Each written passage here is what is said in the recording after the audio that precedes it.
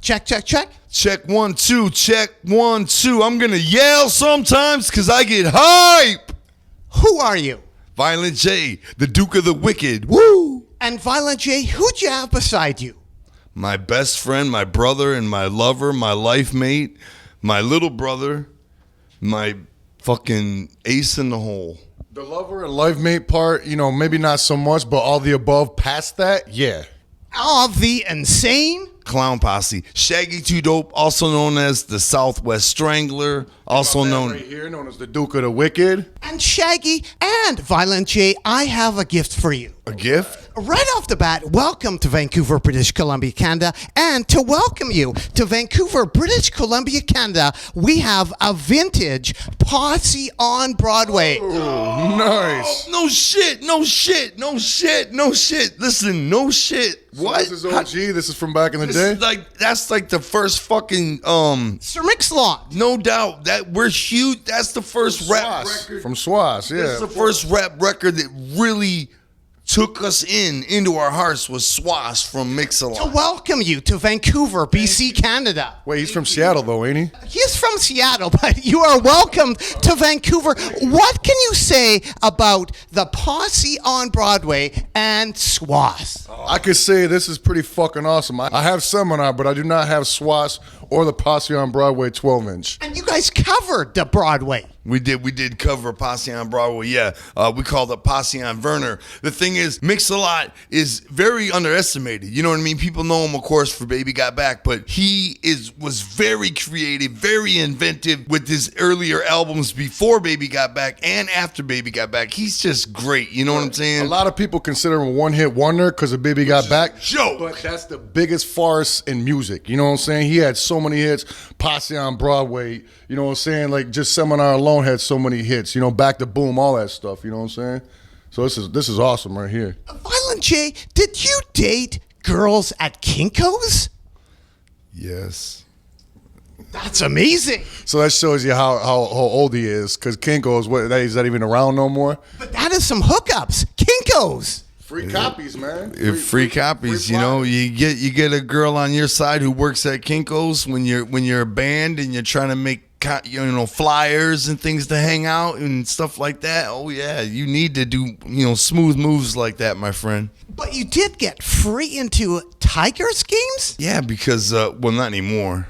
Not anymore. From your friend Rudy. Yeah, back in the day, you got a lot of weird knowledge. You're throwing up some Tigers games. Just throwing up stuff from like way back in 90, 89. Thank you, Karen. I agree. Yes, my first girlfriend, Karen Chita. Shout out if you're checking it out, Karen. She bought you a karaoke machine. Yeah, she got it started. That's what really set off ICP was that karaoke machine. That's right. That was our first lick of professionalism. You know what I'm saying? And she also introduced you to Awesome Dre. What can you say about Awesome Dre? Well, I can say that, it wasn't Karen that introduced us to Awesome Dre. It was actually her money that introduced us to Awesome Dre. Right, because she allowed the money to buy the cassette back then. That's right. Yeah. And we collected everything. We collected everything from Detroit. And when we bought Awesome Dre, we were so influenced by this album right here. It's unbelievable. Awesome Dre and a Hardcore Committee. You see he's got Kool Mo D and LL Cool J who were battling with each other in rap back in those days. Awesome Dre has them both on their knees as he's got a Tech 9 in each hand and he's standing there looking all fresh and swass with the gangsta hat in Detroit City in the background. We just saw this album and we were like, and we put it on in his voice, the low tone and the way he rapped, it was just unbelievable. And he danced. No. He didn't dance. He had dancers behind him that seriously cut the rug. No, he would danced. dance a little bit. Forgetting the You Can't Hold Me Back video. He danced. Yeah. I mean, he danced a little, but he had two dudes behind him schooling it. Going back to Detroit with the Insane Clown Posse, what can you say about these groups right here from the D? Chaos and Maestro. Wow. Maestro on the flex. Check this out. These guys came out with this album. It blew up. It was so hot, so talented. Chaos and Maestro. Unbelievable, right? took Detroit like a hurricane, right? And then Maestro went to college, quit rapping, was like, this isn't for me, and quit rap forever. And they just the only record they ever came out with, and it's historical. Which is crazy because Maestro was the DJ, and Maestro on the Flex, the Raw Dog remix is a song that hit crazy hard. And some other DJ went to college, so I guess the rapper quit too. Chaos did, you know what I'm saying? And that was the end of it. E.Z.B and DJ Low, stop playing. One, this is the Hell yeah. first rappers that we know of in Detroit. The first rap group ever to come out with some physical music ever. You know, rap. We're talking about the beginning of rap. You know what I mean? Coming, like the first rap group to come out with a product that we know of. E.Z.B and DJ Lowe's. And right underneath it, this is the D, right? Right. There they are. Same spot Awesome Dre was, with the Renaissance Center behind them, which is now renamed something else. The GM building, yeah, GM building. Anyway, yeah, they got the fresh trucks backed up. This is old school. This is fresh. Where the hell did you get? What?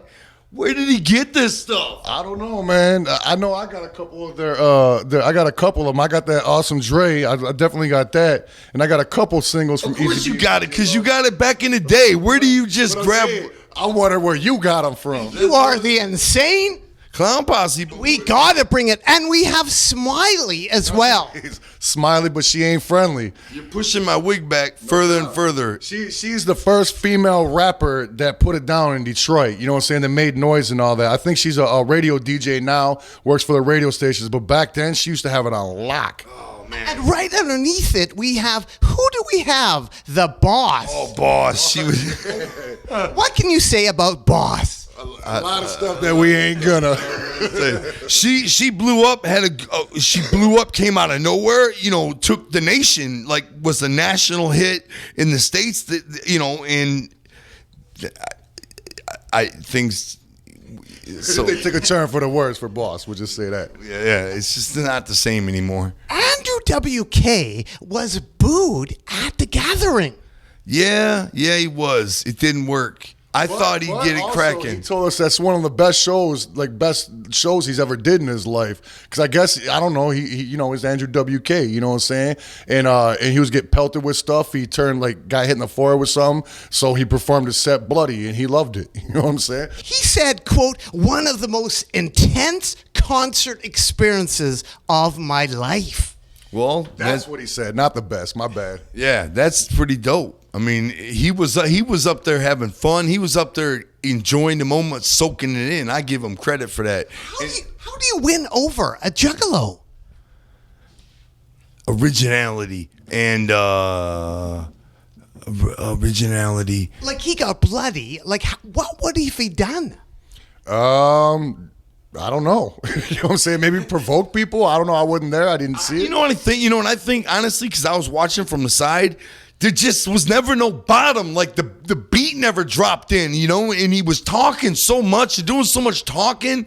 And then when he finally started performing, dude, it just never dropped in. It just never went boom, you know, when you feel it in your chest and start to move. It never happened. I'm not dissing his music. It's just the choice of songs that he did and the talking between songs just went and just. That's how I remember it. Another person that loves you right here is comedian Tom Sharpling. Have you heard of comedian Tom Sharpling? That one is slipping my mind at this particular. This is a gift for you, a Sharpling and Worcester LP in Seeing Clown Posse. And he really wants to come to the gathering to experience the helicopter rides. Helicopter rides ain't no more. Okay, why and how did you convince people to give helicopter rides to juggalos? Money, my friend. You know what I'm saying? Every man has his price. Come on. We're in the location. The gathering moves around to different locations, and where we're having the gathering this year and where it was last year, they won't give us a permit for the helicopter rides. You know what I mean? But people are still finding ways to get high. He also loves, Tom Sharpling, the human cannonball. Well, that jumps off. There's all sorts of freak shows like that jumping off at the gathering of the Juggalos, you know. Anything like that. If you're a human cannonball, come show us what you got. If you can shoot yourself out of a cannon, we'd love to see it. How do you stop Juggalo versus Juggalo? It don't happen. Right. I mean, that's something. Like drunk clown versus drunk clown. Well, it's also that reminds me of another similar sort of situation. Only a ninja can kill a ninja. Baboom. Yes, sir. What about these guys with paint? The 40 Thieves. They look like that movie Dead Presidents. Do you remember the 40 Thieves at all? I only remember 25 of the Thieves. I can't say as far as the other 15. I don't really remember them. This I have never seen in my life. Because that is pretty close to a juggalish, isn't it? Yeah, I'm almost gonna say, a little too close, but Let me tell you something. Juggalos were already out at the time of this, so Juggalos were around painting their faces, so maybe there just happened to be Juggalos. There you go. I was going back to Detroit, and I noticed Mike E. Clark was involved in this Kid Rock record. this is when we knew Kid Rock. We used to do shows with him and hang out with him and all that. And Mikey Clark is still producing for Kid Rock to this day and for us, and it's really weird because us and Kid Rock are no longer friends. But What was the glass dildo all about? you know what? That was crazy. I don't even know what we've always wondered the same thing. We don't have any idea what that was about. I mean, a glass dildo. Not that I would have any particular uses for it myself, but I'd probably keep it if you gave me one. Quote, we're the JJ Boys on the microphone stand. And we're kicking it live with a Faygo in our hand. Baboom. He's on the table, Not working in the stable. and on his Adidas jacket is the Faygo label. How do you wash Faygo out of your hair? What is the easiest way? Head and shoulders. Prel. I like my hair primed, crimped, crunched, and slightly permed. So I like to have the hot oil treatment myself. So that is the best way to clean yourself a Faygo? Yeah, why not? Head and shoulders? That's what what is it, sour apple, head and shoulders? Yeah, I flake up even with no hair, you know what I'm saying? And the owner of Faygo hates you? The owner? Well, no. He couldn't possibly. That couldn't possibly be true. We're putting too much money in his pocket. How can you? That's what I was thinking. Like, he is an older fellow, though, right? Yeah, the word is he's an old man, and he doesn't. He says publicly, the only thing he'll say publicly about Faygo is that it's not made to be thrown. It's made for public consumption. Family consumption. Yes. Yeah, and they're a family product, and they don't understand what we're doing. But the word is, once the old man passes, Faygo's going to get down with us, and we're going to come out with a clown cola. Yeah. Have you been to Abdullah's House of Ribs? Abdullah the Butcher. Yes, and the best thing was buying the DVDs from there because all the food is just swimming in a brown gravyish liquid. But the DVDs you can buy there are awesome. Except for one time, we bought Abdullah the Butcher wrestling DVDs, and it was nothing but cartoons on it, old school Looney Tune cartoons. And we couldn't comprehend, but we didn't give a shit. We bought more DVDs. Because you find little gems in those DVDs, like Chicky Star and Abdullah and Puerto Rico and Dominican Republic and all that. Remember the DVDs? Oh, yeah. More than the food? See, here's what happened. When we went to Abdullah the Butcher's House of Ribs in Atlanta, we asked, do you have any DVDs for sale or anything? And the thing is, they didn't. But his wife, quick thinking on the spot, actually sold us some of his personal owned DVDs. So what we were watching was stuff that Abdullah the Butcher himself had put on this stuff. And some of it was home footage. Some of it was his favorite matches. Some of them he was in, some of he wasn't. But we just loved watching a glimpse into his life. And I have another gift for you, ICP, from artist Derek Erdman. And this is titled, quote, The Juggalos Get Caught with the VCRs. VCRs. Yes, that is about... Okay, that's the right time frame, judging by the hair and all that. VCRs would have been out. Well, actually, 2009, Yeah. some juggalos broke in Chicago to a house and stole some VCRs. They must have had a super big VHS collection with nothing to play them on or something. Think about something. What if they're huge wrestling fans and they spent all their life collecting all the greatest wrestling videos they could? You know what I mean? And then next thing you know, videos are obsolete and DVDs are the next thing, and you got all these awesome videos, so you want to make sure you have a big stack of VCRs in case they break, and you'll have enough for the rest of your life. Who knows what the lifespan on an old ass VHS player is? You know what I'm saying? And maybe they had every movie ever made on VHS, and they were like, "Yo, I ain't trying to spend all that money buying the DVDs." And they're like, "But they don't sell VCRs no more." You know what I'm saying? They're like, "I know what we can do." You know what I'm saying? So hey, maybe that's a good thing. Now, back to the gathering, winding up here, Stoner Bowls? Stoner Bowls. What is the food like at the gathering? Oh, man, you don't know what a Stoner Bowl is? I mean, like, you know what I'm saying? Basically, it's just a bowl full of slop, you know what I'm saying? So when you're high, I mean, not that I get high, but I do. You know what I'm saying?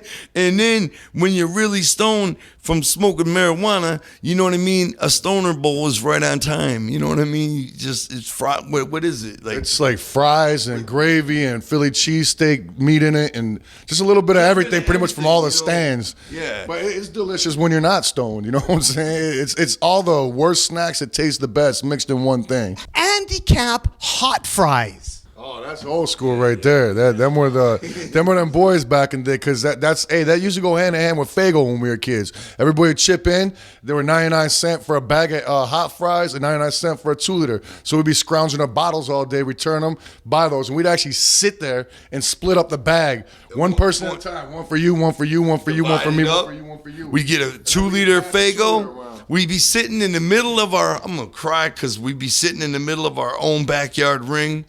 You know, the wrestling ring that we made, and we'd be sitting in the middle with the 2-liter of Faygo and handicap hot fries, all right? And we would count them out, divide them between me, him, and his brother, and sit there and drink that Faygo, and the sun would be beating on us, and the Faygo would be getting warmer and flatter.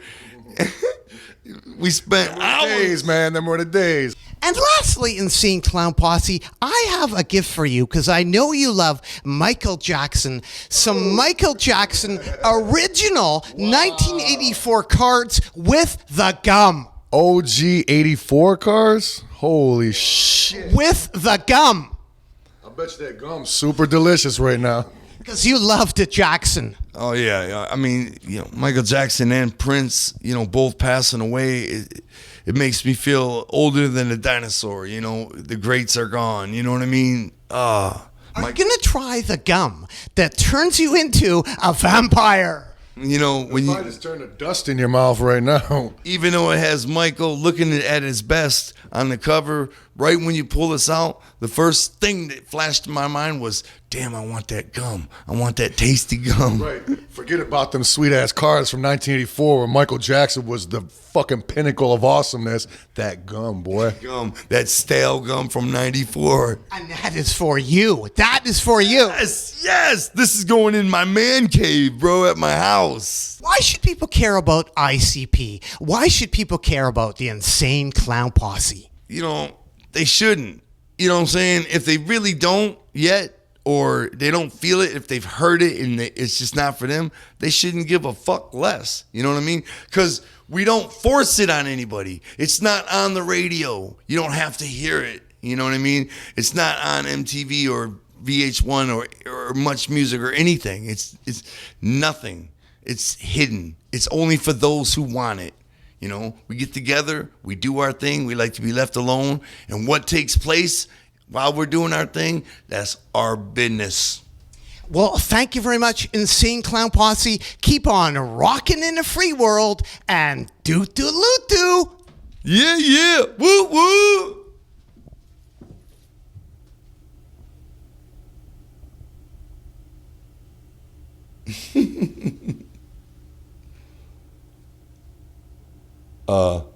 I gotta pee.